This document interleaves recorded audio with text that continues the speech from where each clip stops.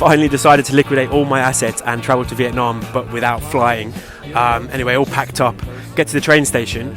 I witnessed an assault at Sainsbury's. I was like the only witness. Didn't get my phone out, did not video it. Terrible omen for this TikTok, I'm telling you. Anyway, first leg of the trip, Flixbus, 11:30 p.m. from Victoria Coach Station. Obviously spoons, tiny wines. I'm going to Bruges.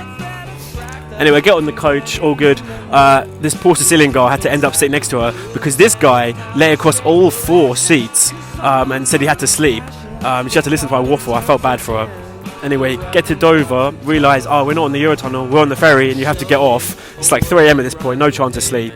Anyway, grab a couple of bottles of Bulmers, basically just go and have smoke ciggies on the deck. And then I probably got about an hour's sleep. A bit of reading, hours sleep max to Bruges. And then, yeah, day 2 is coming. Episode 2 of travelling to Vietnam without flying. Thought I'd slow things down for this one. Getting a bit licked, doing the voiceover in one take. It's funny, not going to be sustainable. So I've been to Bruges before, and if I said it wasn't because of the film In Bruges, I'd be lying. So if I missed anything obvious, I don't care. We're doing stupid niche things this time. Anyway, got in at 7 a.m. The ambience of the city at that time of day was completely ruined by me feeding the ducks. I'm not versed in bird law, but I think the gulls really do own this city, as you can see. I really only saw the sign afterwards, to be honest. Also, Carrefour Express thinks it's him. It's not, doesn't have a meal deal, not interested. Thought I'd go see the hotel from the film, as I didn't do last time. And my favourite scene in the film as well, where Ralph Fiennes and Colin Farrell are debating the terms of the shootout. So funny, one of my favourite scenes. Most unhinged name for a shop, 2 very diffuse business ideas, skate shop and 9/11. I commend them. Yes, I know this is incredible content. Anyway, I went to the Groningen Museum where all the Van Eycks and Hieronymus Bosches are kept. I stared at that one for 10 minutes. I feel like Hieronymus Bosch would have been really good on Twitter. I love his weird little guys. Think it's like the same energy as me loving Barry Keoghan. Finally today I went to the Basilica of the Holy Blood, where they have an actual cloth with Jesus' blood on after he was lanced on the cross. I venerated it. I prayed for safe travels. Obviously didn't film it out of respect. Left a little bit underwhelmed. Like, George, how was touching the Lord and Saviour Jesus Christ's blood? Yeah, it was alright. It was alright, you know. Anyway, I'm off to the football. Final impressions of today. Could do with a massive car park in the middle, or like a motorway going through it. Anyway, I'll see you tomorrow. It's the big one. The unstoppable force of Club Brugge face the immovable object of Charleroi in a game that's been labelled as on tonight. I'm doing the mission on my bit, shut up. It's match day special. Obviously got the badge in, bit of pre-game music. It's like if Paul Oakenfold grew up in Rotterdam. Also, only half pints. If you've ever been to Bunch of Grapes, Millwall away, you'd know you kept ruthlessly often. Anyway, Charleroi go 2-0 up. I'm obviously bad luck, which I was screaming "Petch" at the guy next to me who didn't speak any English. The 300 away fans love it, don't they? Anyway, they pull one back from the penalty spot. Have it! Despite speaking Flemish here, a lot of the chants were in English, which I found quite interesting, to be honest. And it was about now when I realised that Scott Parker is there. He's the manager of Brugge now. I know, right? Anyway, I was a bit bored, so I was trying to tell the freak next to me with the ball besides about Stoke. Not a word went in. Oh, sending off. Things were heating up a little bit now. Never mind. This is when things started to sour. I'm not talking about those burgers or the guy who was sick on the stairs. I didn't quite catch it on video, but the aforementioned guy next to me kept calling the black Charleroi keeper Coffee, looking to me for approval or something. I told him to fuck off. It did remind me of this drill tweet though. I don't know if he just assumed because I was a Stoke fan I'd be on board with that. Anyway, temperatures were up by this point. The Gamons were getting escorted outside on top of the sick, as far as I'm aware. This was on top of the previous video of the sick. As a former steward myself, Old Trafford, veteran of the game, I did feel for the guys. Their 10 hours of online training really got put to good use tonight. We were kind of kettled just after the game by the Belgian police with their funny little hats. Some guy was like, yeah, we've got to get the drum out. Anyway, I'm off to Charleroi. I'll see you tomorrow. Welcome back. I thought I'd update my content for Gen Zers on this one. No, I'm just kidding. So after seeing them in action at the football, I thought Charleroi would definitely be worth a visit. I've also seen a lot of TikToks calling it the ugliest city on earth, usually set to Molchat Doma. The city lies in a giant coal basin and was named after Charles II of Spain. aka the archetype Habsburg. Through my own negligence, I arrived quite late, so a lot of the things I wanted to see were closed. So I did an amateur whistle-stop tour anyway. There's a lot of social problems here. 1 in 4 people are unemployed, high crime rate, post-industrial, and largely working class. Now obviously I don't know the local Belgian context. It sounds like a familiar story. Western capitalists contracting out production to the lowest bidder does not help the worker in that country, or this country. I think the ugliest city label is a bit unfair. I personally think the brutalist industrial structures, especially with the background of the hills, actually gives quite a unique aesthetic to the city. I feel a lot of takes of the city are outdated and classist. Anyway, I'm not here for all that. I audibly sighed before going into the Irish pub, and I grabbed some udon noodles before bed. Had a pretty early one tonight. Final thoughts, at least it's not Milton Keynes. Welcome to episode 5 of Travelling to Vietnam Without Flying. Today, I am regrettably entering Germany. So I've been feeling a little bit under the weather. Maybe because I decided on a whim to go travelling in January, digging your own grave and all that. But anyway, like a Tolstoy prince of old, I prescribed myself to take the waters at a spa city in Western Germany. Today I'm going to Aachen. Not to any spa or anything, I'm on a very tight budget. I've actually only really come for the cathedral, to be honest. It dates from like 805 AD, just like the good, humble, medieval pilgrim that I am. I just know in my bones that my ancestors were drinking 2% ale, tending to the fields, going to like Canterbury to fear him. A date did once tell me that I had the most English-looking face she'd ever seen. I didn't think it was a compliment, to be honest. So this was my spa treatment. Smelled like rotten eggs, smelled like sulphur, really wasn't fan. Don't speak German, never will. Someone wants to translate that for me. Also, this fountain riot, built in 1976 by a German artist, people are shown to symbolise avarice, greed, patronage and begging.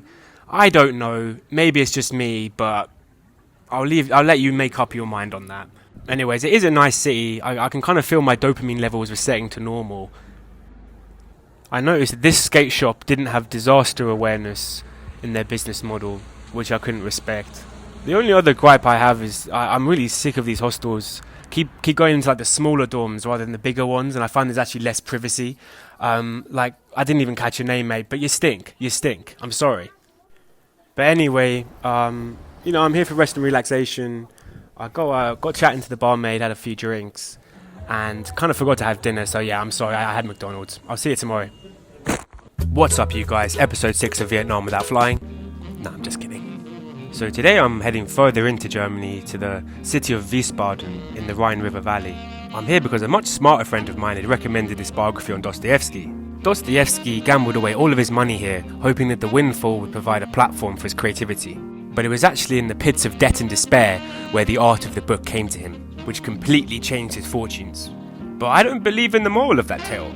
I think money would make this series a lot better, so I'm going to put all the proceeds from my nan's car sale on black. Yeah, Mum, it was a joke. Anyways, I follow the emerald waters of the Rhine down, and I'm just thinking how nice it would be not in January. But I was kind of kidding, to be honest. It was bloody lovely. My lovely vibe was ruined when the Jobsworth German woman made me put on a mask. I didn't realise it was mandatory. Luckily, a passenger helped me out. My first impression of the city was I've really got to stop choosing destinations for stupid reasons. But as I headed up the hill to the thermal springs, my hotel, it had just started to snow. My tune changed quite quickly, to be honest. I don't know why this series is suddenly obsessed with spa water, but I've got to admit it was really nice and warm. It didn't smell like Aachen. Anyway, you all know the man of culture that I am, so I went to the Irish pub, and I hate to be that Guinness guy, but this yank really was taking the piss, to be honest. I documented it on my Instagram story. Shout out the barman who put my name in the phone. Anyway, I knew it was time to leave when the American invited me to Brugge with his girlfriend. I went to an Afghani restaurant instead. This Kabul salad, the green chili sauce, unreal, so fresh, so fragrant. Luckily for my sanity, I'm here for 2 nights, so I found the seediest bar I could, and I'll see you guys tomorrow. Welcome to episode 7 of Travelling to Vietnam Without Flying. So tonight is the big one. I'm going to the casino. I feel like I've got the luck of the Irish on my side. I arrived feeling quite confident and quite drunk. So they have quite a strict dress code here. But after a recce earlier and some charm at the front desk, I managed to get in with my battered Tim's boots, rolled up Gramici trousers and a YSL jumper. The casino is absolutely stunning. I go to the cashier to change my pathetic 10 euros into chips. There was a guy cashing 1500. Anyway, I put my 10 euros on 23, 24, 26, 27, and it's only 26 black. 10 euros into 80. Thank you and good night. I'm just kidding. There's still like a minute left, I'm afraid. But Dostoevsky would have continued gambling until it's all gone. But luckily I read his biography, so I know it's not a good idea. I went home with my 80 euros, and the next morning I was still thinking about the blood of Jesus Christ I venerated in Bruges. What a good idea. And yeah, that's a reference to a previous episode. I'm afraid we're getting meta. Now, fans of In the Name of the Rose with Sean Connery might recognise Eberbach Abbey, as all of the scenes were filmed here. These monks were crazy. They didn't speak to each other. They lived in unheated dorms. They also made wine, but unfortunately not of the tonic variety. Shout out my pilgrimage to Buckfast Abbey when I was 18. In the late Middle Ages, these monks were such big dogs in the wine game. They had a barrel said to contain 71,000 litres, which was a marvel of the age and drew visitors from across Europe. Kind of like the giant lasagna at Wembley during lockdown. The monks rejected worldly delights and pleasures, and as a man on a very tight budget, I really resonated with that thought. I really enjoyed my excursion pretending to be medieval detective Sean Connery. I had a bit of time to kill until my next bus, and I stumbled upon this lovely spot, very serene, which I completely ruined for this woman. I'll leave this with you. I'll see you tomorrow. I'm heading to Berlin. Welcome to episode 8 of Travelling to Vietnam Without Flying. It's a long journey to Berlin today, and I'm afraid Sundays are now filler episodes where you have to listen to my bullshit. I'd just quickly like to shout out all of you guys. The response I've received is quite humbling, and I love making these videos, so thank you. Today I'm heading through the nether of central Germany. Now I've heard of Flixbus, but Flixtrain? Okay. I kind of expect the Flixbus CEO to do a Richard Branson and have Flix Shuttle soon. As I'm sitting on the train, I'm thinking, Germans love to stare, and they love saying, "Excuse me, you're in my seat," on an empty train. And they love walking from 4 rows down to tell me to turn the volume down on my phone when I listen to a voice note quickly. Bearing in mind, Flix trains are the loudest trains on earth. The machinery is whirring like crazy. I mean, blame Apple for me not being able to charge my phone and use my headphones. I was also accosted by a drunk woman who was travelling back to Berlin from Frankfurt. She hadn't slept, and I think she sniffed my beer out like a dog tracking a scent. So I'm not allowed to have my volume up, but this guy can have a hoodie that says "fuck off," and that's fine. Also, shout out Monk Booze, it really is the best. I had an early one tonight because I arrived late. I'll see you tomorrow. Hi guys, welcome to episode 9 of Travelling to Vietnam Without Flying. I've woken up so perky today because I'm seeing my favourite largest freestanding aquarium in the world. What? So I was here for a work event back in October, and on my only evening off, I went on a date with a girl from Bumble at a cool bar in Boxhagener Platz. But basically, long story short, after hearing about my journey, she's astonishingly allowed me to stay at their flat for a few days. Eula, thank you, and I am so sorry. So you're probably thinking, oh, what are you going to get up to in Berlin? You're going to go to Berghain, do loads of speed, dance to industrial techno. No, what's that? I'm going to my new flatmate's concert, where among other pieces they were playing Lord of the Rings. Shout out Corny. Anyway, I've made some new friends now, and tonight I have to be sociable with them. I felt bad because they had to keep speaking English for me. And look at me being a proper little influencer. Obviously I love broth, had to get Vietnamese food, I thought it was only fitting for the journey. Now, before I sign off, I've just got a quick message from today's sponsor. My Vinted Profile. This is an expensive trip and I've got some stuff on there which I think is quite nice. My mum and her assistant are ready to package it. I'll see you tomorrow. Hi guys, welcome to episode 10 of Travelling to Vietnam Without Flying. First thought today, I really respect how Berlin has free public transport for tourists. You still have to pay. In outrage, I go to the Marx and Engels Forum. I don't know a man who's been misrepresented more than Karl Marx. Why, I'm not going to do another political one. I got told off last time. Instead, I'm just purely admiring how beautiful these statues are. Like, I don't know who made them, but they were definitely horny for them. Obviously, I was walking towards the Humboldt Museum, pictured here. And even more obviously, I didn't check that it wasn't open today. So I've told a big red flag for girls is guys who are obsessed with World War II. But look, I'm going to have to mention it. So I went on a subterranean tour of underground Berlin today. These tunnels were used for air raid shelters and infrastructure and military uses. Obviously I went with the intention to film it all, but there was no filming allowed. But they did talk on the tour about how, as Berlin was a city of stone, at the end of the war there was something like 1 cubic ton of rubble per person in the city. So they dumped a lot of it in this park, up against the side of this old anti-aircraft flak tower. It's also the highest point in Berlin. Probably, I don't know, I didn't check. I'd really recommend Germany Year Zero for a drama set in post-war Berlin, which was actually filmed among the ruins. It's on BFI Player. So I saw the gates, whatever. Saw the Reichstag, didn't storm it. But to be honest, it was cold and freezing at this point, so I thought I needed a big bloody beer, mate. I also went to the memorial to the murdered Jewish people in Europe, but I obviously didn't film that. As if I was just going to be like, what's up you guys, episode 10, on top of the memorial here, smash that motherfucking like button. Shout out Marafina, unreal East African scran. And the guys serving it were really sound. Went out for drinks, and I'm just reflecting that making videos in Berlin is quite difficult, because I'm worrying more about what I'm not including, rather than what I am. But then I reasoned, you know what, you'll just get what you're given, and be pleased about it. I mean, as long as I'm happy, right? I'll see you guys tomorrow.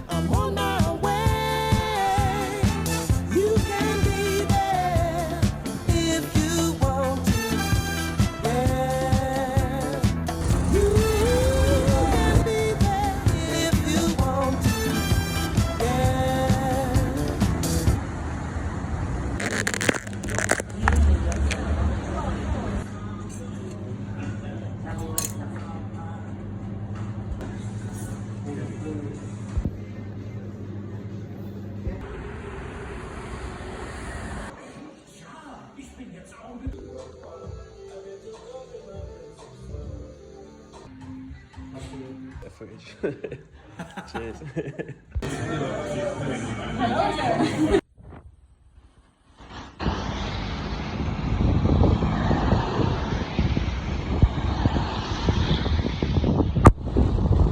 Hi guys, welcome to episode 12 of Travelling to Vietnam Without Flying. So this morning I head straight to the Humboldt Forum, which is open today. The museum's free exhibitions are ethnographic items collected from around the world during the imperial period, collected through purchase, theft or force. I always enter such relics of colonialism with a sense of trepidation. To be honest, they did a pretty decent job of critically analysing their past and how they acquired these items, as well as opening up dialogues to rehome them where possible.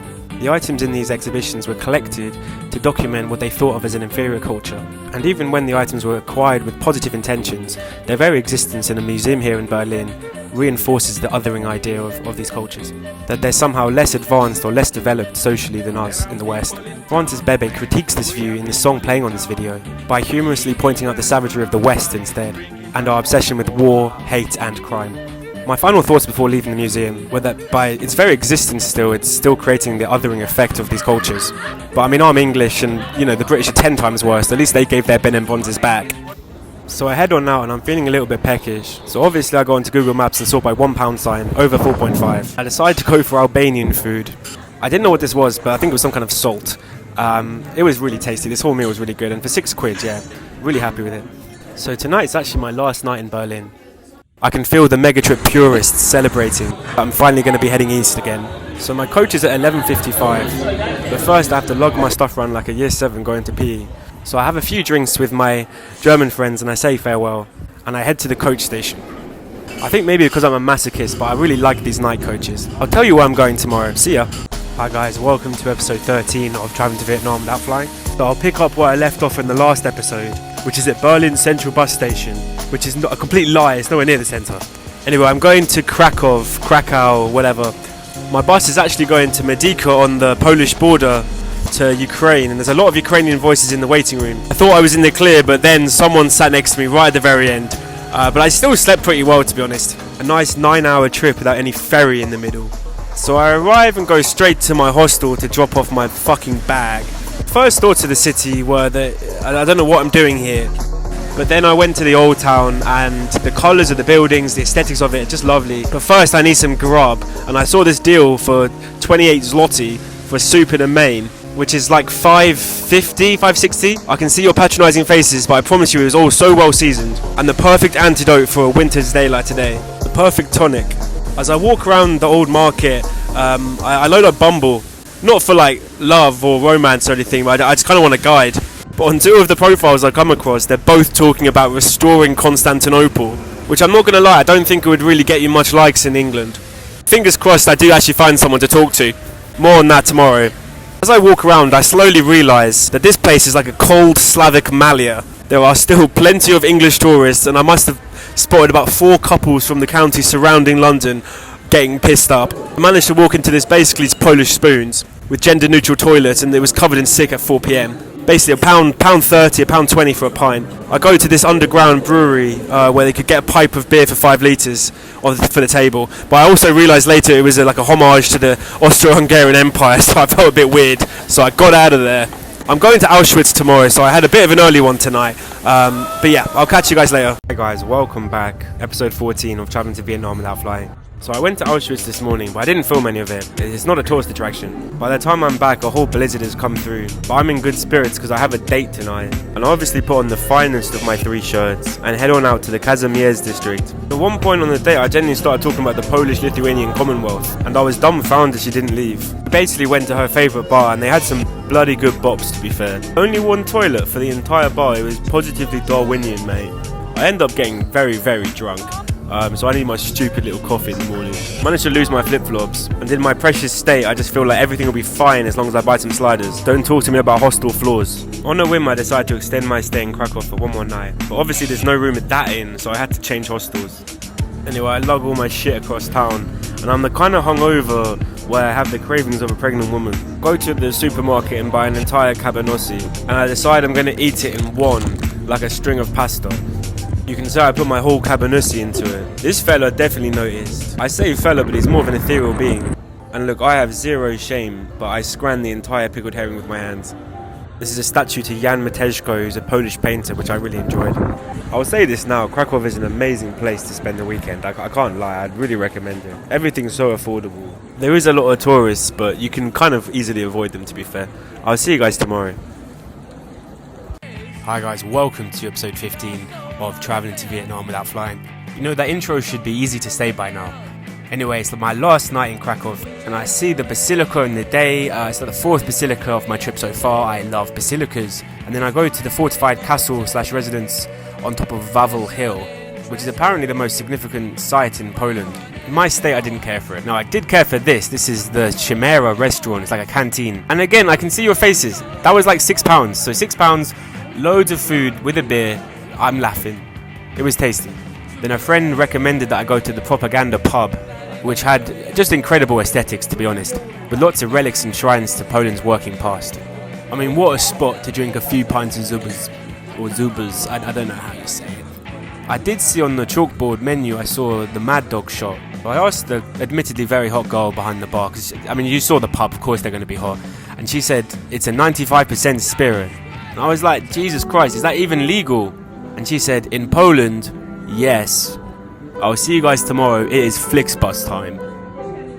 Hi guys, episode 16, Travelling to Vietnam Without Flying.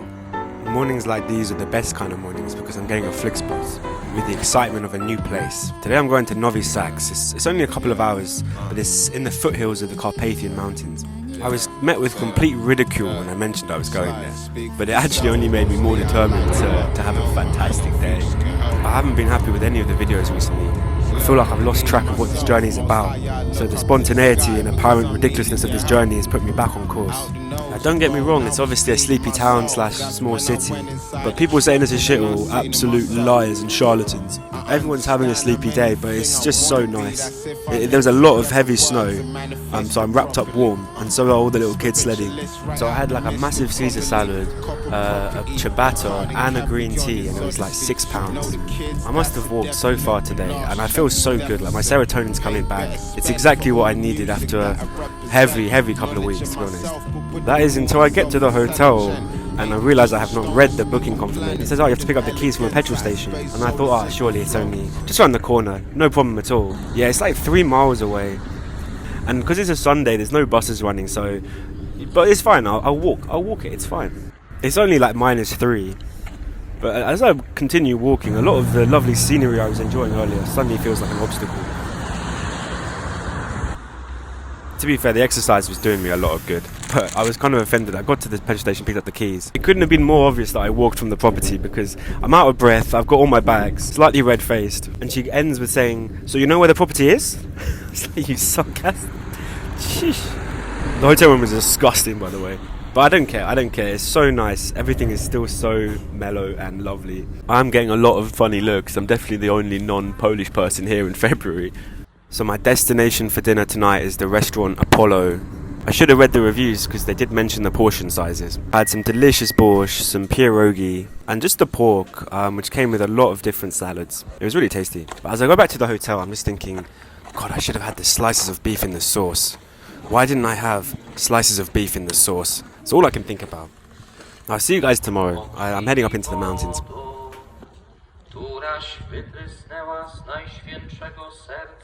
Hi guys, welcome to episode 17 of Traveling to Vietnam Without Flying. I'm in such a good mood today because I'm leaving that fucking hotel room. I go to the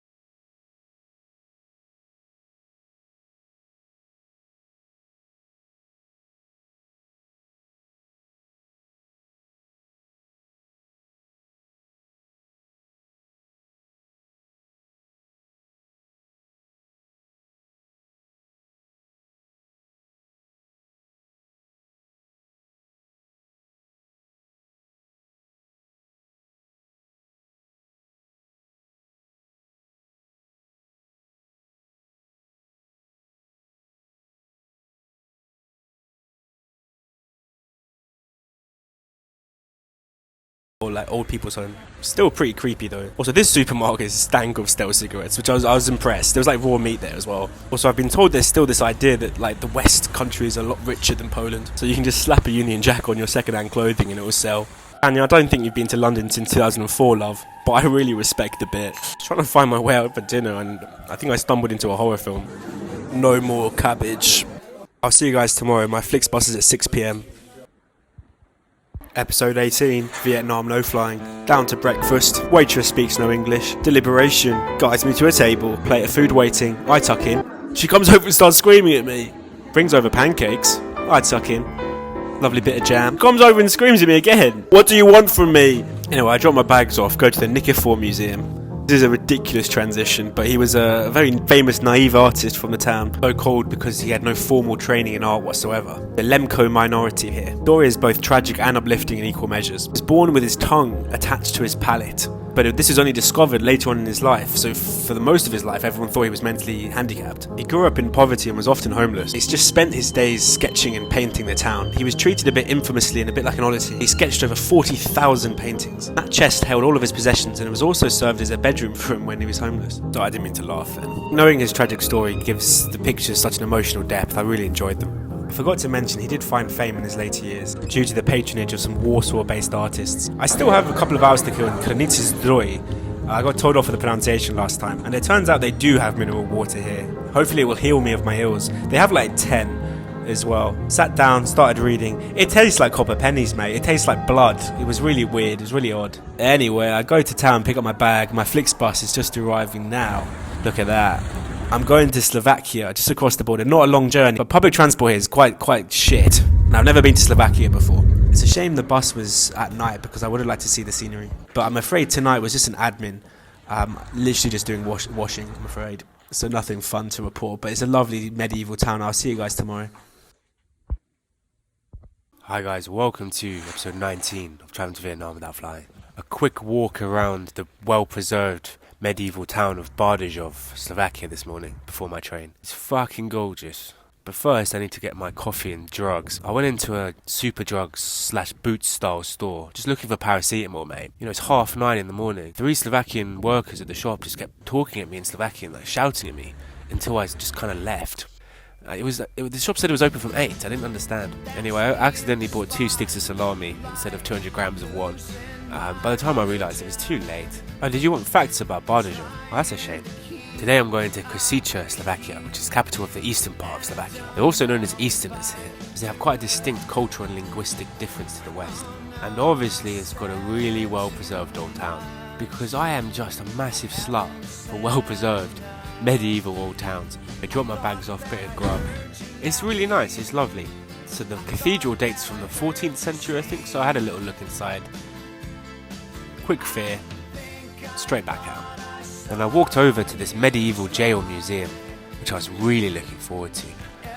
This is just me going in now. Oh, the door is locked, even though it says it's open. No worries, I just get a coffee and oh dear.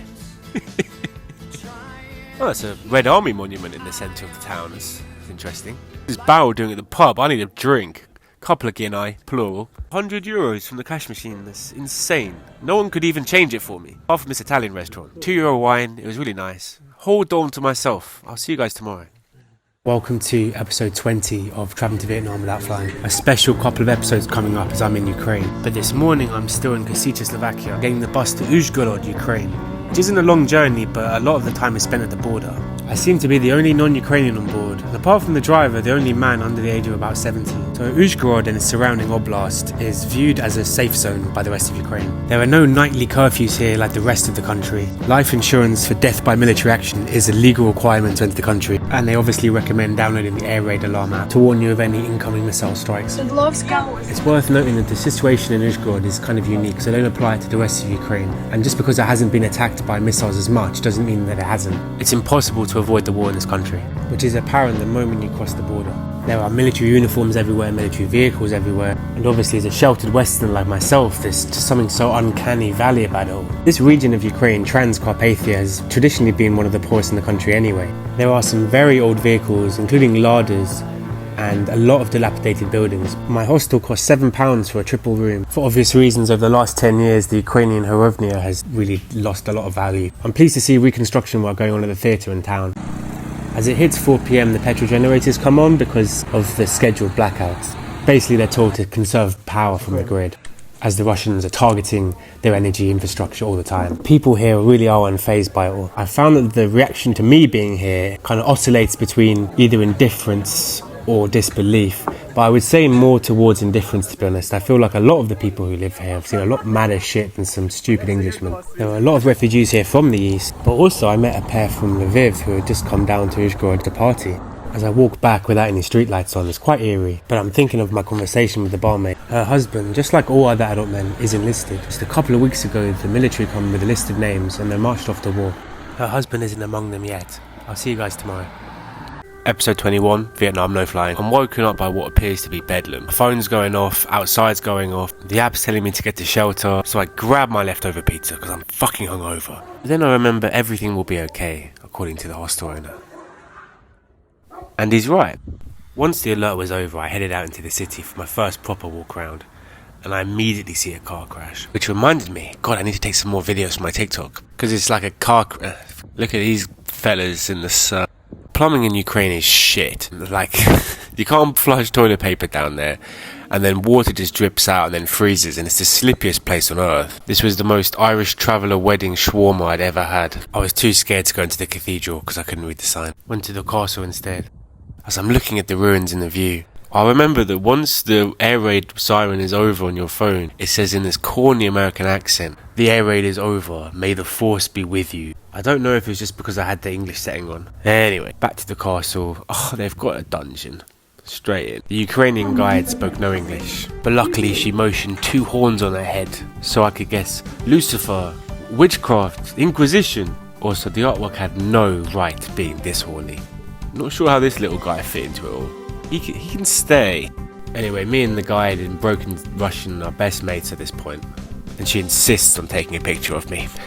We also agreed that Russia is Tolstoy and Dostoevsky and not Putin, And then I said, where are my apples? And she laughed. Sandbags at the government buildings here. So, gdzie moje jabłki? For the apples bit. Yeah, I'm still talking about it. The city is growing on me at this point. And I've also perfected the art of saying, Ne skazat Ukraina? Skazat English, mate? In response to anyone talking to me. I saw someone else rub it, so I thought I should do it. I don't know if it was for luck or like wrath or anything. It's really lovely along the riverfront. One half is melted and one half isn't. Oh shit, this is the third one today. You can't tell me that it doesn't go hard. It just instills fear in you at your deepest recesses. I think only the nuclear warning signs, I don't know if anyone's ever seen them, about different countries' nuclear warning alarms. It's the only thing that can come near to the sound. And yeah, the only reason I mentioned the plumbing earlier is because I slipped there. You believe the Irish pub didn't have any Guinness? And can you imagine how embarrassed I was when I turn up and say 1 Guinness and they said, we don't do that. And I go, it's Murphy's then. She goes, no, we just got loads of lagers, mate. Yeah, she said it like that as well. Why do I always see this shit after I've got a drink? So there was a guy playing World of Tanks at the bar, so I probably could have avoided that one. Final thoughts today, I'm just infatuated with the Ukrainian attitude towards everything. And I just pray that I'll be able to come back once this war is over. To all 10 of you still listening, I'll see you guys tomorrow. Welcome to episode 22 of Travelling to Vietnam Without Flying. No air raid alarm this morning, but I am leaving Ukraine. But first I've got to spend my hryvnia. Didn't film it, but I got a baguette, a yogurt. So I arrive at the bus station, and it's a very cool aesthetic in here. And it turns out on a minibus, I'm going to near the Gyaza in Hungary. And I apologise for the pronunciation in advance. The city of Chop looms large as I get to the border. It's a centre for railway and industry. It's very interesting. I'm just thinking my mum's going to kill me that I've gone to Ukraine. But she's also very thrifty, and it was very cheap there, so I'm hoping those two paradigms in her brain kind of cancel each other out. Safe to say I had nothing to worry about. I hope those kebab and chips were nice. So we reached the border, and this is the Ukrainian part. I seem to be seeing their flag everywhere. Basically all good, get the stamps, get through to the Hungarian part of the border. It's held for an hour because these motherfuckers are on lunch. Oh well, surely the passport will be a formality. Oh no, I'm being detained, along with an Indian couple who went to Ukraine to get married. No, I'm not taking the piss. They went there for 5 days to get married. But basically, a few episodes ago, you saw me leave Slovakia to get into Ukraine, but basically those idiots at the border forgot to stamp my passport. So the only stamp I have is at Dover, and now they're panicking, like, where the fuck has this guy been? He's been to Ukraine, and I don't know. Anyway, they admit that it wasn't my fault, and it just takes a bit of paperwork, but I'm still there for an hour. The couple next to me, the story is a lot more interesting. He has a visa to Ireland for a year, and I think, obviously, Ukraine are desperate for money. They're obviously allowing marriages to take place, so he's married his girlfriend in Ukraine for 5 days, and now she has access to that visa as well. They were noticeably nervous, and I felt bad for them. He'd obviously planned this in advance, and he had all the paperwork, and I think they were really paranoid that they were going to get turned away at the border. They told the guards that, they're going to Budapest and then flying to Dublin, so they can, they legally both have access to this visa now that they're married in Ukraine. Anyway, we're let through, and fair play to them. I feel like if you can wrangle that scheme, then you're definitely welcome here. And the rest of the minibus's passengers were fucking pissed at us. We were probably there for about 2 hours. Not much to report on the other side of the border. We're kind of in the northern Great Plains region, not of America, of Hungary. And near the Gyaza, like, the Hungarian language is fascinating because everyone just assumes it's kind of Slavic, but it's not. It's Finno-Ugric. Magyars came out of Siberia around 900 AD, I think, and to conquer this land. The Hungarian language is closer to Finnish. So I'm getting off topic. I got dropped off at Tesco on the outskirts of the city because I have a habit of not reading my confirmations. Anyway, they wouldn't take my remaining 100 Ukrainian hryvnia. I grab a bottle of water and a snack. These crisps are just wavy chips fromage in Hungary. Like, what ridiculous level of linguistics going on there. Anyway, I went to Burger King. It's like a long walk to my hotel, and I can't be asked to get the bus. I'm like, what the hell is Kinley's ginger ale? Oh my god, it's fucking unreal. It's amazing. Anyway, I'm not going to pretend that anything that happened tonight in near the Gaza was interesting. I walked back, I was like, where the fuck is my hotel? And I did find it. Just admin. I'll see you guys tomorrow. Welcome to episode 23 of Travelling to Vietnam Without Flying. Like a bear leaving its den after a long winter, I emerge from my hovel, where I've been editing these fucking videos. I finally walk around the city of Nyíregyháza, Hungary. I decided to actually do some research about this city, and it says that it's often overlooked by tourists. and I see why. This was genuinely the most interesting thing I saw. I was just imagining what was going on here, like what was inside. Had it been blown open? Is this some kind of safe? The rest of the city it's like what I imagine Reading looks like. I've never been.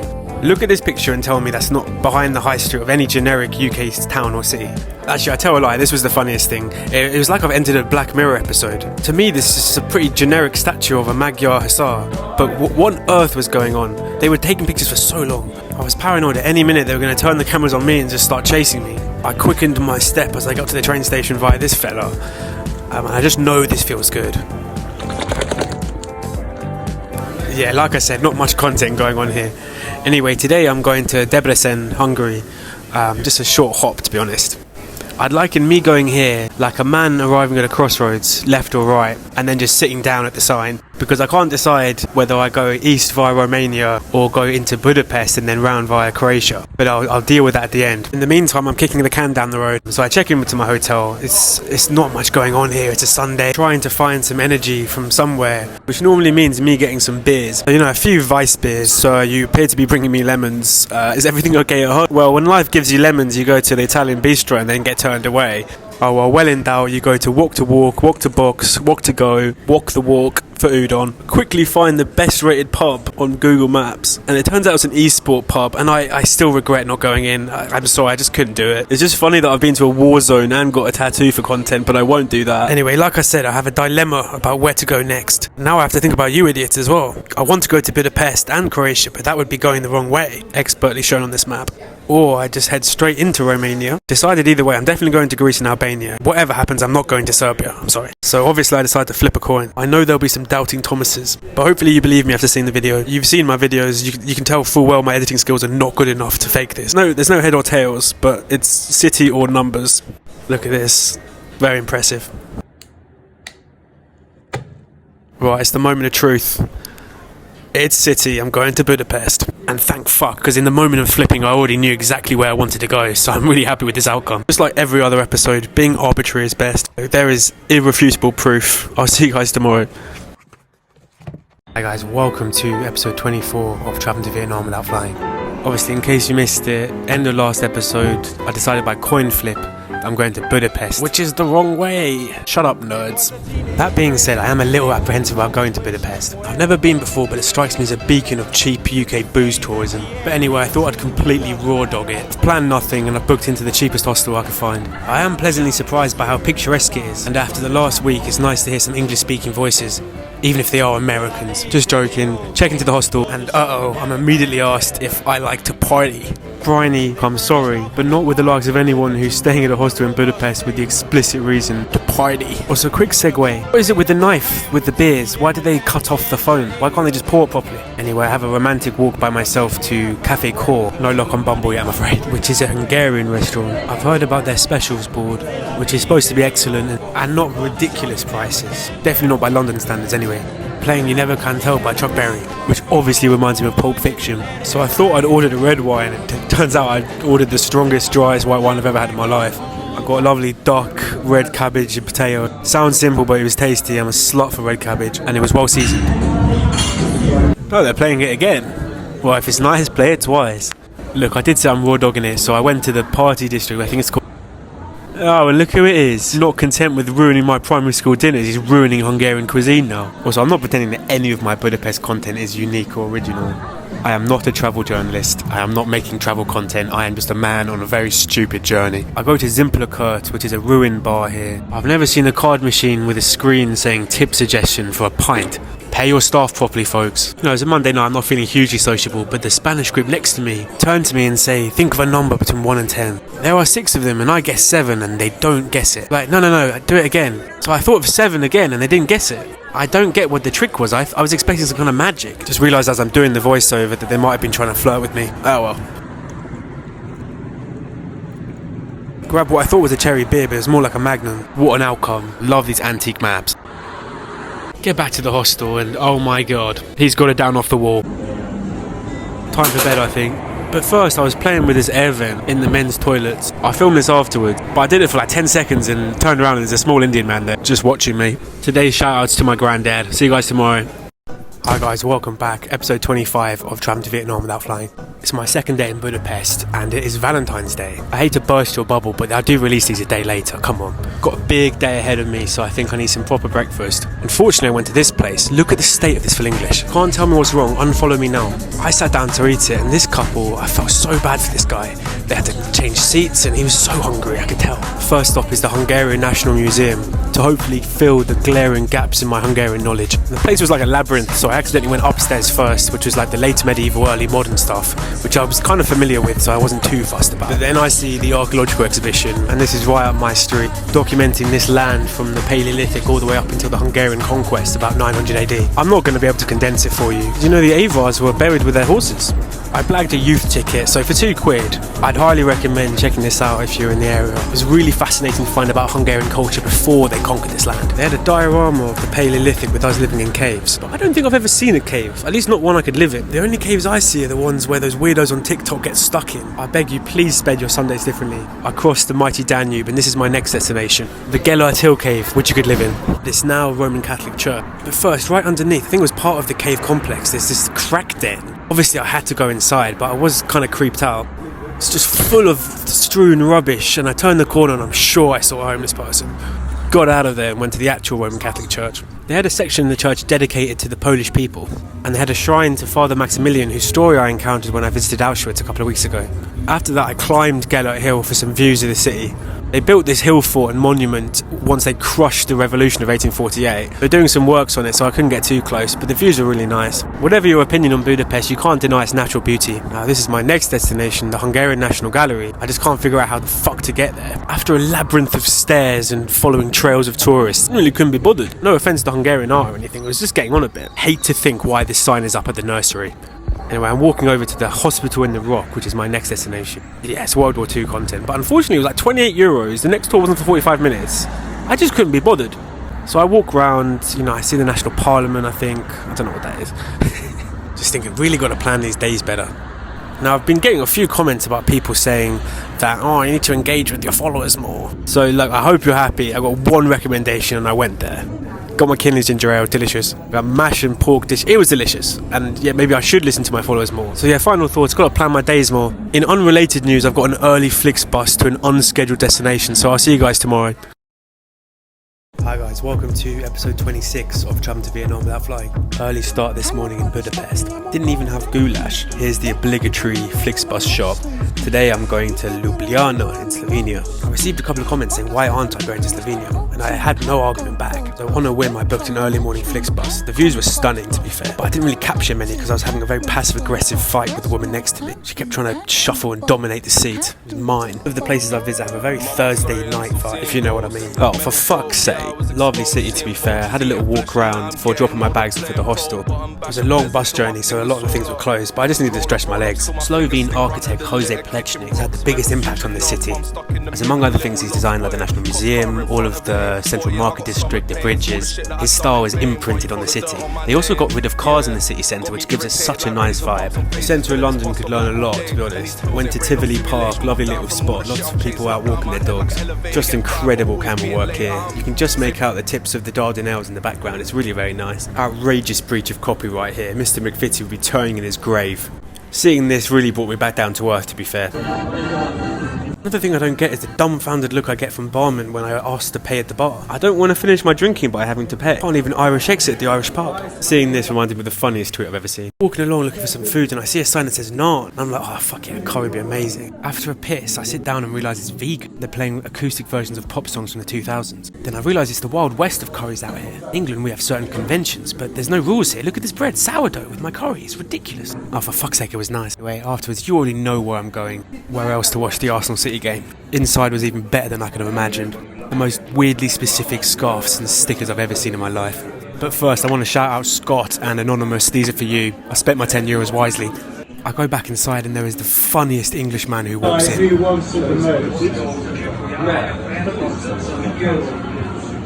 English football, that's beautiful. It's a beautiful thing. He said his favourite sport was the Tour de France, reminding us that Arsenal are first and Manchester City are second. Thanks mate, I know Zinchenko's Ukrainian. I got chatting to him and he was from Hertfordshire.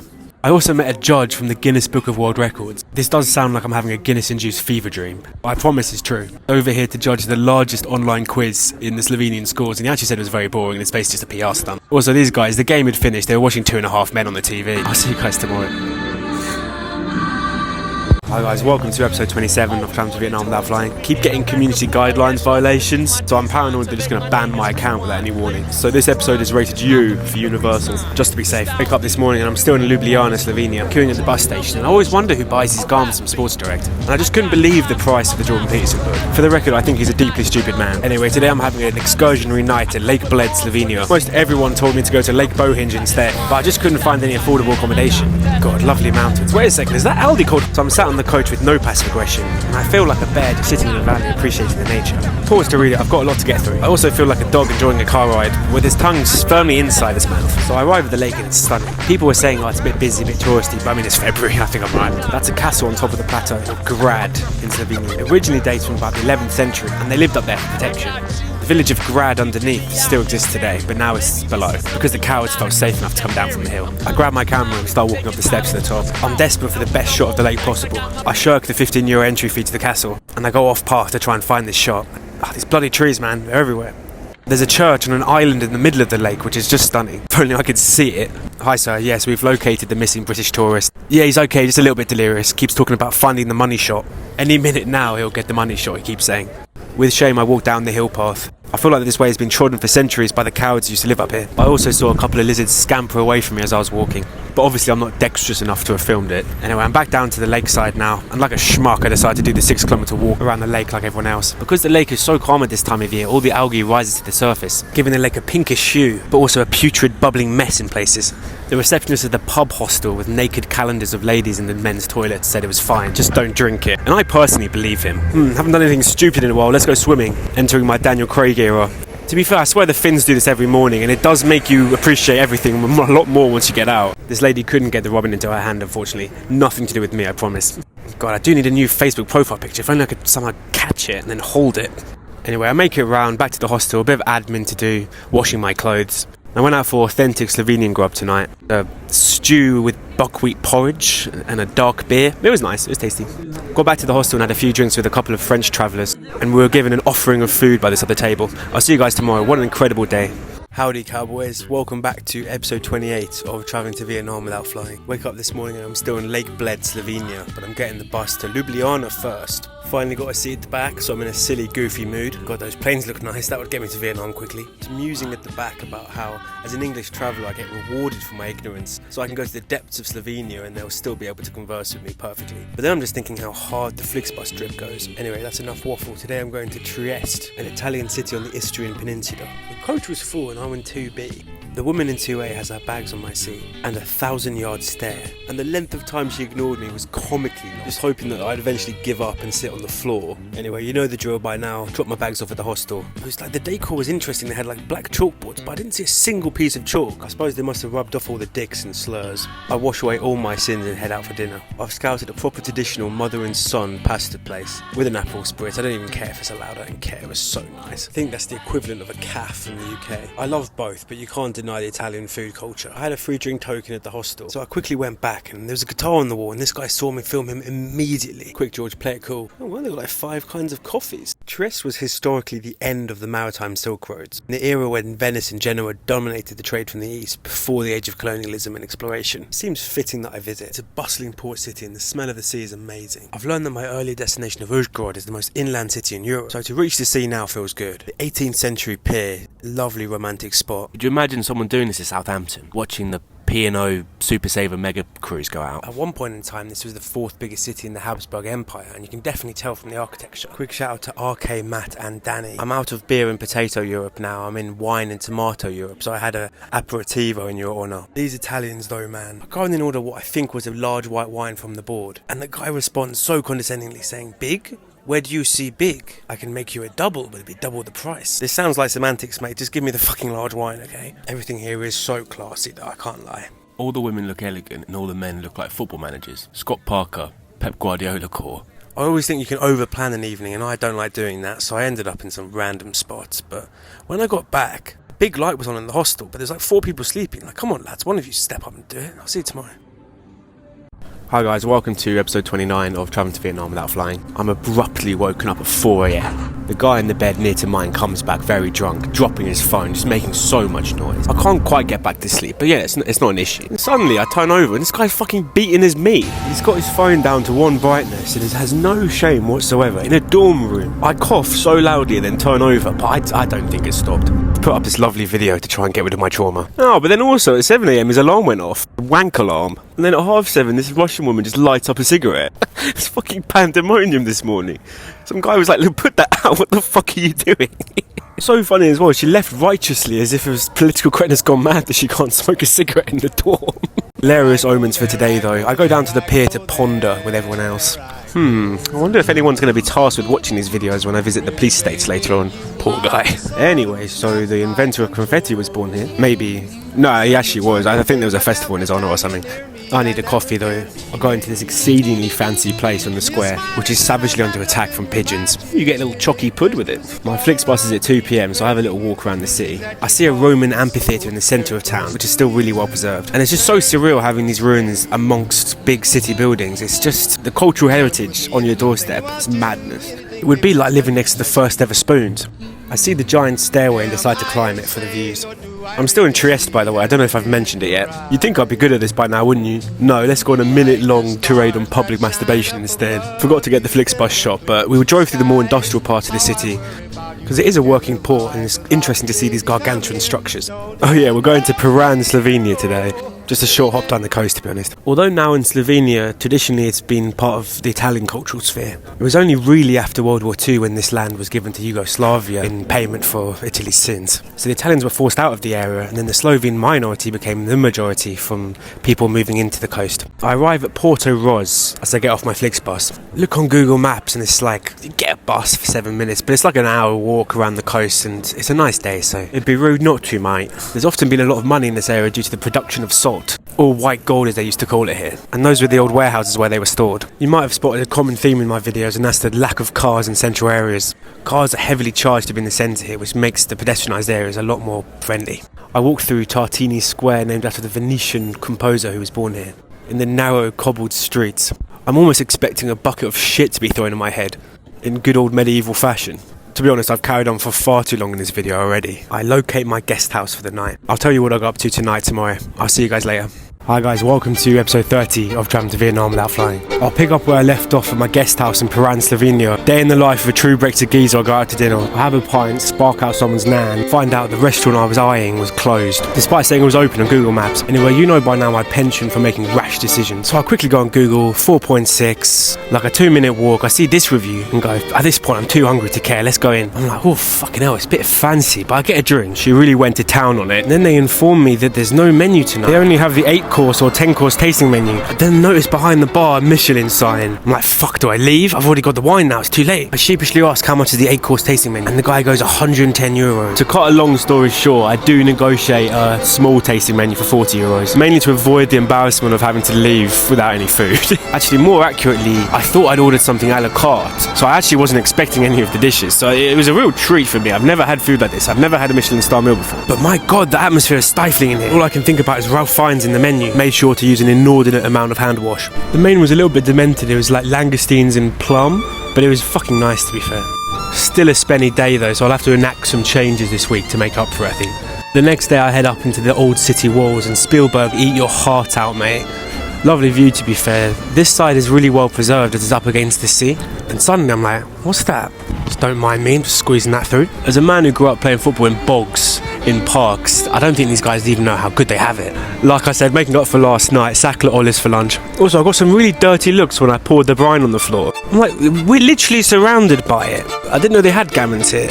Anyway, I walk up to the church. I think that's enough Piran now. Walk to the bus station. See these 3 hotels. It's like, we get it, we'll get the upgrade. Jesus. First time at the back of a Flixbus on this trip. Gassed. Going to Pula, Croatia today. I feel like everyone knows it because of Outlook was hosted here. Not that I've ever been, but, you know, I'm going to the amphitheatre actually, dickheads. Well, not today in this video, but tomorrow. I drop my bags off at the hostel, find a cheap pizzeria, and on the way I just hear this angelic singing. When the trumpets came in, it reminded me of this video. If you haven't seen it, it's really funny. Anyway, margarita, a glass of wine for a £5, and I meet these guys on the way back. I sent this video to a friend and she said, I don't get it, why are you laughing so hard? But I just love the juxtaposition between the two of them.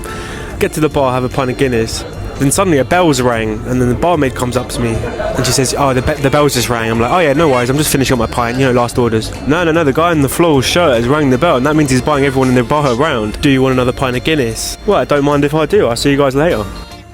Hi guys, welcome to episode 31 of Travelling to Vietnam Without Flying. It's a double header today because I've taken a little bit of time off for me time and to read as well. My back will thank me for finishing Anna Karenina as soon as possible. Kick things off this morning, I'm in Pula, Croatia. Remember when I was back in Trieste and I said, oh, look at this Roman amphitheatre, it's so well preserved. Well, try this one out for size. The amphitheatre in Pula is actually the only one with all 4 corner arches still standing. This is basically the most complete example of an amphitheatre in the world. What a perfect spot to eat my bread and meat. Bread and circuses. This was always going to be a quick stop, to be fair, mainly because I got to deal with a certain unnamed bus company who still won't reply to my messages on TikTok. Also, a diesel train. What is this? Northern Rail. As we chundle through the Istrian Peninsula, today I'm going to Rijeka, Croatia. And this journey didn't even come up on Rome to Rio. I had to translate the Croatian Railways website. When we get to Lupoglav, I realise this is the end of the line. Suddenly I'm in the middle of bumfuck nowhere Croatia, up a mountain somewhere, and I was so paranoid this was somehow racist. Oh well, when you're up against it, you get a couple of ojushkos for the road, mate. I don't usually care for lager, but this one's especially grim. Anyway, I realised that my final transfer is actually on a coach, and I realised why the infrastructure isn't in place, because we're going through a national park, which is stunning. When I arrive in the city, go to drop my bags off. I'm thinking in my head, Rijeka's kind of another place, which is quite convenient for me. I'm not necessarily here for a particular reason. Got a canteen meal for dinner because I need to save money. And I went to a cool bar where we're getting almost whiplash from going from Rolling Stones to Natalie Imbruglia via U2. Like I said, tonight was just George time. Anyway, the next morning I go out for my customary coffee and I see the city properly, and I kind of feel a little bit of regret that I haven't really done it properly. I've made a vow to go agricultural for my lunches and snacks this week. So yeah, today I'm just getting some random bus. I think it's a green or something, I don't know. Pretty unremarkable, to be honest. And I'm actually getting a night coach because I kind of miss the liminal space it provides for my brain. But first I have to change at Karlovac. I have like 4 hours to kill, and there's a railway running through the town from Zagreb to Rijeka, and the shuttling noise of the freight gives it a very interesting vibe. Almost like what I imagine the American Midwest to be like.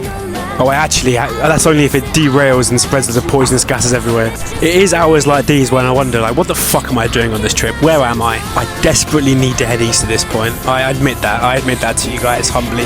Grab a tinny for the road. I'll tell you where I'm going tomorrow. See you guys later. Hi guys, welcome to episode 32 of Travelling to Vietnam Without Flying. I awake at 6 AM on my night bus to Dubrovnik, Croatia. Normally I'd be in a terrible mood, but I have a row to myself, the bus is quiet, and the sunrise is beautiful. I might have even got like 4 hours sleep. Drop my bags off at the hostel and go for a walk into town. I was trying to be a bit of a smart ass and get into the city from the north up the hill, until I realised the entire old city has got a moat around it. It looks completely and utterly impenetrable, and I'm just imagining like an Ottoman fleet on the horizon. Also, hands down the best weather I've had so far on the journey. It was genuinely warm in the sun. And don't worry, Dubrovnik, I'm not going to mention it once, I promise. My first thoughts when I get inside and pay €4 for a coffee, absent-mindedly, is that this place is like some kind of pseudo-historical Disneyland for tourists. I say pseudo because there's so many pop culture references. Shit, this is going to be quite hard. The funniest one I heard though was an English girl coming in. She said to her boyfriend, oh, do you remember in the book of Boba Fett? This looks just like... Blah, blah, blah. How the hell are you doing a Star Wars reference right now? Seriously, I sit on these random stairs I've never seen before. I just tuck into my lunch. After the coffee incident, I buy a loaf of bread, some lovely cured meats, and 3 tomatoes. Just thinking Dubrovnik must be a nirvana for cats. Everyone just talks about, the city walls. It's €15, mate. Absolutely not. I refuse to pay that much money to be on a slightly higher elevation in a city that's been here for hundreds of years. As I'm walking around, I stumble across this hole in the wall, which takes me outside the city walls to this little bar. I think pound for pound, it might be the most expensive bottle of beer I've ever had in my life. It's like €5, €6. But I stayed there for like 2 hours reading, and the views were just incredible. Even the cats are out here as well. And cats think they're so clever, but I'm sure that a few of them have stumbled to their death. They just pretend to be smart. They're not actually. I'm trying to wing it back to the main entrance, and there's so many stairs. It's like I'm perennially trapped in an Escher painting at points. I do make it out, and oh my god, they're the most aesthetic tree on earth. They even match the colour of the paint to the colour of the sea. All in all, I'm really enjoying today. It feels like the first day of almost like a holiday. It's hard to believe it was -6 in Poland a couple of weeks ago. Everyone will be delighted to hear that I have finished Anna Karenina. As I didn't get much sleep on the bus, I'm having an early one tonight. I'll see you guys tomorrow. Hi guys, welcome to episode 33 of Traveling to Vietnam Without Flying. I decided to extend my stay in Dubrovnik by one more day, mainly so I could tackle the hike up to the viewpoint. I found it so funny, but I looked on Google Maps just for a review of the hiking trail for some reason. What can I say, I just love takes in all forms. An American couple had said they got the cable car up then hiked down. Like, no, I'm sorry, that's not a hike. It was a leisurely walk down a hill. I swear Americans call walking around their local park with a dog a hike. If anything, walking down just sounds like a money-saving exercise. Oh right, yeah, the view. Yeah, the view's nice. This area used to be used as a base by the Austro-Hungarian army, and that's one of the bunkers I was sitting on. Anyway, I walked down a different way to the trail, via the village of Bosanka, which translates exactly to Bosnian in Croatian. So named because Dubrovnik used to be a trading hub, and when they did trade inland to Bosnia, a lot of the traders used to stay here. I found it so cool that the tree had grown over this building. That's how long these ruins have been here. While I'm up here, I was just thinking about how the Gorp Corps girlies would deal with this walk. Anyway, just a short little hour's hike back down. The weather's not quite as good as yesterday, but the dopamine is flooding into my brain. Yeah, episode 33 and we're talking about weather now. This was really funny. About halfway down, a lipsticked woman must have had enough and just chain smoked Marlboros instead of walking out. I could cosmically feel her attitude. The guard dogs on this trip have been very good at their jobs. Not sure how this bozo managed to drown in the sea. Decide to face the onslaught of the old city for one more time before I leave. Kind of glad I'm here in February, to be fair. I'm getting actual chills imagining a cruise from the UK or the US arriving here. Just hordes of people talking about King's Land. Walk over to the other fortress. I read that apparently the roofs of Dubrovnik are even more red than usual. And this is because a lot of the city was destroyed in the 1991 War of Independence. And when being rebuilt, the modern methods of making terracotta makes a much redder brick. This is very interesting stuff. Yeah, because you see, like, the more ancient methods of terracotta would make a variety of reds due to the varying iron oxide levels in the clay. If anyone's still there, firstly, I promise tomorrow will be more interesting. A huge thank you to everyone who's bought me a beer. In this case, it was 2 tinnies in the park while I edited the videos. I'll see you guys tomorrow. Hi guys, welcome to episode 34 of Traveling to Vietnam Without Flying. This morning I'm in Dubrovnik, Croatia, and I have a day of adventure ahead. My plan is to walk to the Montenegro border because the buses to Podgorica was like 30 euros. So instead I get a bus to the southernmost point of Croatia, Vitalina. But before heading to the border, I've decided to take a little detour to this peninsula. The peninsula of Prevlaka used to be a Croatian army base, but has long since been abandoned, and I'm getting into my whole urban explorer arc. I walk past a closed, out-of-season beach bar and come across my first abandoned building. This is obviously used to be like a garage, but yeah, it's a bit creepy in places. These buildings have been abandoned for at least 25-30 years since the War of Independence. They're just no longer needed. And evidently a lot of the buildings have been co-opted now by locals, somewhere to keep their sheep. I walk up these stairs and find an abandoned shower block, which is completely overgrown with plants. I'm loving the post-apocalyptic aura of this place.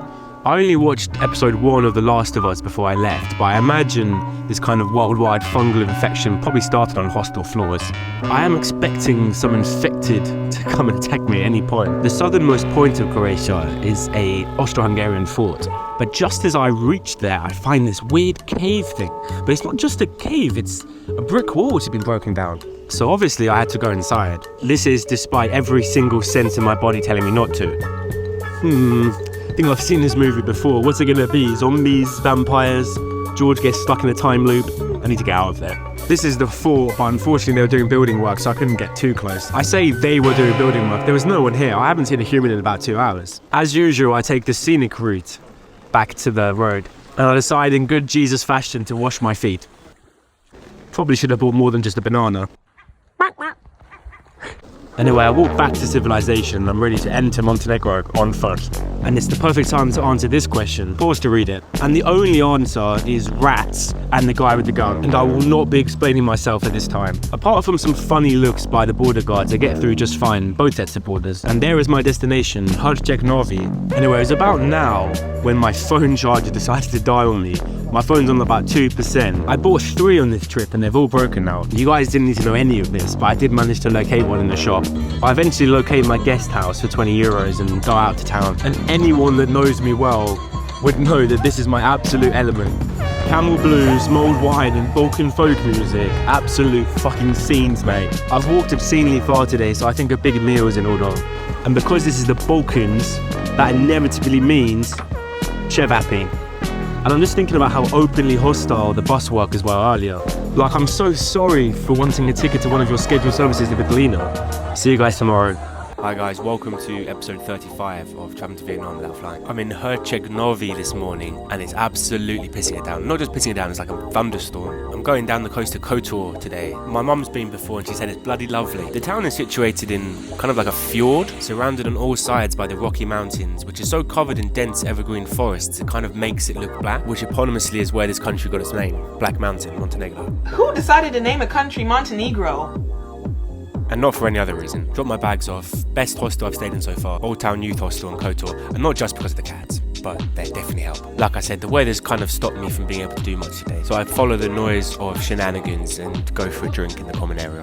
It was quite a motley crew. A couple of sound teachers from Manchester. A couple of Turkish guys who were travelling, and also a girl from Texas as well. Oh, and of course, the softly spoken Norwegian man. All of us slightly unhinged, the fact we're here in February. There was also a guy from South Carolina who was here for work, which I think is fair enough. Anyway, I'm absolutely mashed at this point. At the hostel, my Turkish roommate had this 3-litre plastic container full of raki, which we're obviously shotting. End up at this bar with some Montenegrin bobs. Someone told me the next day that when you're making raki and you make it wrong, you can literally make someone go blind. But I'm fine, I can still see. And although speaking no mutually intelligible language, I had to down a couple of pints with this huge Slavic gentleman at the bar. And obviously this is where things get hazy, but I have very vague recollections of making it back to the hostel. So can someone please tell me why I wake up at 9:30 a.m. in bedroom 6 without my phone, wallet or shoes, when my bed is in bedroom 5? And this isn't some kind of legendary sexual escapade anecdote. Luckily I was let back in and all my stuff's on my bed, and I was brooking it. It's not even like I got up to go to the toilet and then made my way behind the locked door, because each bedroom has its own ensuite. I still don't know what happened, and I didn't bloody arse, mate, because I kept my head down the next day. I kept stum, rode it out, ate my breakfast and had some pints, and just did not dwell on it. The origin of the phrase hair of the dog is very interesting. It was in the medieval times when someone was, for example, had rabies and they'd been bitten by a dog. They'd give that person the hair from that dog in the hopes that a little bit more of the poison will be a cure. Also, shout out Milan at the Old Town Youth Hostel because he let me have the second night free of charge. So my original plan was to walk to Cetinje, which is about a 20-kilometer hike through the mountains. But it's been thunderstorming for 2 days. And yeah, absolutely not. I'm very dumb, but I'm not that dumb. I go out for dinner and I have monkfish risotto. And here's me thinking that monkfish is a fish. It's not, it's like a squid. No one's ever told me this before. It was really nice though. I'll see you guys tomorrow. Hi guys, welcome to episode 36 of Traveling to Vietnam Without Flying. This morning I am in Kotor, Montenegro, and I'm getting a coach to the capital of Montenegro, Podgorica. Again, not a huge journey, but the weather is still absolutely terrible. It's been thunderstorming for days, and these guys, second accident I've seen on this trip, they are on the edge of a cliff. Apart from a flimsy steel bollard, they'd have been hurtling down the cliff for about 1,000 meters. My first thoughts in the city is, how does it smell of stale smoke outside? And I know I'm gonna get a lot of hate for this, but I miss Turkish food. Balkan food is obviously tasty. It just doesn't have the shish seasoning or the garlic and chili. But how are you telling me if I want ketchup or mayo and a kofta? Also, my hotel is comically far away from the centre, but I do eventually locate it and head back out. It's still pissing it down with rain. And also, this city used to be called Titograd in the times of Yugoslavia, so I had a pint of Guinness in his honour. I go to the toilet and first they're playing Staying Alive by the Bee Gees, which always reminds me of the dancing scene in Airplane. But I'm also thinking about this Adrian Charles article, The King Never Misses. Like I said, bit of a washout, but the next morning it's a lot nicer. Last night I met a Canadian resident who's also an animator who's living in the city for a bit, and we agreed to grab a coffee the next day at this really cool library bar which is underneath the bridge. The water here has such a distinctive blue-green colour. Apparently this building where the bar is used to be a Turkish baths, but it's mainly just a really good place to spend an afternoon. We agreed on most things, but apparently me liking June was problematic. So we agreed that, I liked the music. We grabbed a pizza and then I walked back to my hotel. A little 2-mile trek, as well as horrors beyond man's comprehension. And the next morning, oh my god, this is the best feeling on earth when you are a traveller. I know I've done a sum total of absolutely nothing cultural or of anything of use, but I feel like I've done Montenegro now. I feel like I've immersed myself. It should be noted that Podgorica has a reputation for being really ugly. And don't get me wrong, it's definitely a little bit run down in places, but I don't think it's a fair representation at all. So this morning I head back to the bus station, and I will tell you where I'm going tomorrow actually. All I know is that I've got the funniest little bus driver I've ever seen. I'll see you guys tomorrow. Hi guys, welcome to episode 37 of Traveling to Vietnam Without Flying. I'll pick up where I left off, and that's in Podgorica, Montenegro. I'm sure the bus driver was smoking what can only be described as the devil's lettuce before he got on. The coach is taking me to Skoda, Albania. A couple of years ago, I had 2 dates with this Albanian girl in London, so I decided to send her a very unhinged message because I remember her saying her family's from Skoda. You know, I just want a little bit of knowledge. I also feel that the message is very on brand, and I'm not sure how to explain it, but that response is very Albanian. So anyway, I have to visit. You never know, maybe she didn't answer because it is a shit. I get dropped off in town by my coach, and there's barely any public transport in this country. There's no railways. Even the intercity coaches don't seem to be run by, a business. I get to my guest house, and the thunderstorm has followed me here. And I'm thinking, for the 4th time on this trip, really got to stop choosing places for ironic reasons. Anyway, I suit up and go outside. I've been told that corruption in this country has kind of filled the vacuum that was left behind after the fall of the communist regime in the 90s, and apparently there are over 15 mafia families in the country alone. But the effects of that are still in place. Somebody told me that you can pay the equivalent of about 300 quid to bribe the instructor to get a driver's license, and they have the highest rate of deaths on the road in Europe. Don't want to be outside in this, but a man's got to eat. I see a place that says traditional, and at this point I don't care. Now, only true megatrip heads will remember back in Poland when I saw slices of beef in the sauce on the menu and didn't get it. So on this menu, when I see kofta with sauce, it's giving me flashbacks and I have to order it. Oh fuck, I should have got internal beef. God, what is it? My brain. So it turns out this whole time that the sauce is oil. For once, thank God for completely undressed salmon. As I walk back to my accommodation, some guy's gaff. I was just thinking about in the bar earlier. I had to go up to the bar to order, but not these girls. And also I asked the guy, do you sell any food? And he go, no, sorry. Then about 20 minutes later, this motherfucker's bringing out mini pizza baguettes to the girls. 50-50 on whether it's pretty girl privilege or he just hated the English. Probably both, to be fair. This guy was just asleep, I promise. The next morning, I have a quick look around, but to be honest, I'm just had enough. But like I said, there's not really a bus line. There's no bus station here. It's just some guys on the side saying Tirana, Tirana. And you just go on and give them 400 leg, which is just over 3 quid, so who's complaining? Really wanted to capture the Venetian castle as we drove out the city, but I was on the wrong side of the bus. Today I'm going to the capital, Tirana. As I get into the outskirts of Tirana, and I didn't film it because I was too late, I keep seeing these mobilis, or furniture shops. There are hundreds in a square mile. First I think, these guys just must love sitting. Then obviously it's just the go-to money laundering operation. The funniest thing that cracked me up though was just there was loads more being built. I was absolutely bombarded by taxi drivers shouting 1,000 lek into town. There's a bus depot where you get dropped off is about 5 miles out of town. Luckily I got it down to €5 because I'd done a bit of research with an Albanian with perfect English and a Brummy accent. A guy I matched with on Bumble has agreed to be my guide for the next couple of days. This is Wilson Square after Woodrow Wilson. And anyway, that's all I filmed from that evening because I am in bed with food poisoning and I'm almost 100% sure it was meatballs with sauce. Also, this comment really cracked me up, and I don't know if you did send me money, but you've kind of got your wish because all I can eat right now are 2 oranges. So I've literally spent an entire day and a night in this prison of my own making. Let's just say I'm glad that I booked an apartment rather than a hostel because it's very cheap here. So I will see you guys later. Hi guys, welcome to episode 38 of Traveling to Vietnam Without Flying, and today is a banger. For now, I'll pick up where I left off, and that's me eating some apples. So I'm still in Tirana, Albania, and I have been bedridden for about 4 days with suspected food poisoning, and today is the first day I feel confident enough to go outside. I've checked into a new hotel with very motivational posters, and I go outside with my guide for the day. First stop today is Bunkart, which is set within one of the communist-era bunkers built by Enver Hoxha. All of the information was laid out so haphazardly, and I think it might have had something to do with the English translations, but the whole energy down here is very chaotic. This was a list of dead from the communist era, and I thought this mannequin was so goofy, but the whole fashion of a partisan is very cool. There's something like 250,000 bunkers in Albania, because towards the end of the communist era they just started making them because they were so paranoid by social upheaval.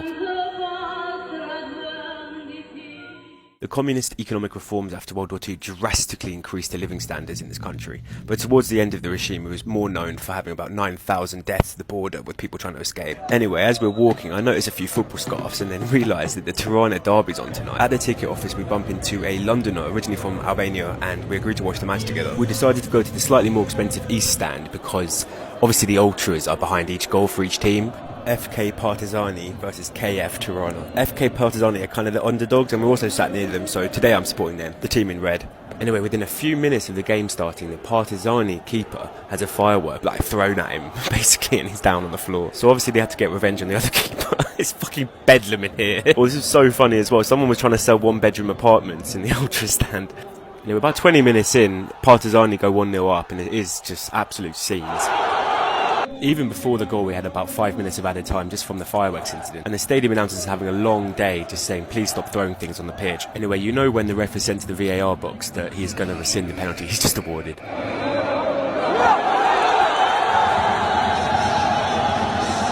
Which obviously means another 5 to 10 minute break in play when they let off all the smoke. So although the game's being held at the Air Albania Stadium, which is at the national stadium, it's technically a Partizan home game.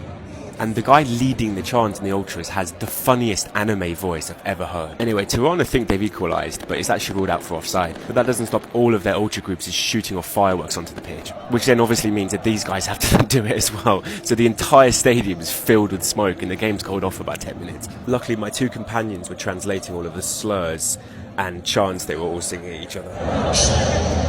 But I'm afraid if I told you here, I think my account would get banned. Partizani get a penalty and it is saved, and this obviously inevitably means that it was going to be delayed for another 5 minutes. Am I even going to get home tonight? There isn't a hell of a lot of football being played, but Partizani do go 2-0 up, and I think that's the game over. I used to be a steward at Old Trafford when I was at uni in Manchester. I mean, firstly, being paid to watch the Van Gaal era at Manchester United was fucking hilarious.